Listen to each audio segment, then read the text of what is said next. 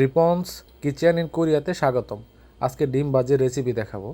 তো এখন আমি 2টা পেঁয়াজ কুচি কুচি করে কেটে নিয়েছি, 2টা মরিচ কেটে নিয়েছি কুচি কুচি করে, আর একটু ধনিয়া পাতা কেটে নিয়েছি কুচি কুচি করে। তো 2টা ডিম আমি ভাজি করব। তো চলুন বন্ধুরা, আমি ডিমটা কীভাবে ভাজি করে দেখি।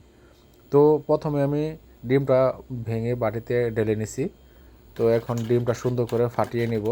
তো আমি চামচ দিয়ে সুন্দর করে নাড়াচাড়া করে ফাটিয়ে নিয়েছি। এখন পেঁয়াজগুলো দিয়ে দিলাম, তারপরে মরিচগুলো দিয়ে দিলাম, এখন ধনিয়া পাতাগুলো দিয়ে দিলাম, আর স্বাদ মতো লবণ দিয়ে দিলাম।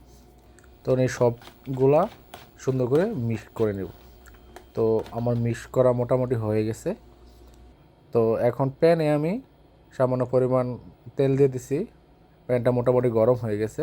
তো এখন ডিমটা এখানে ঢেলে দিলাম, ঢেলে দিয়ে সুন্দর করে চারপাশে ছড়াই দিছি। তো আমার নিচের পাটটা হয়ে গেছে। এখন আমি সুন্দর করে উল্টাই দিলাম। তো এই পাটটা দেখেন কত সুন্দর হয়েছে, এই পাটটাও দেখেন কত সুন্দর হয়েছে।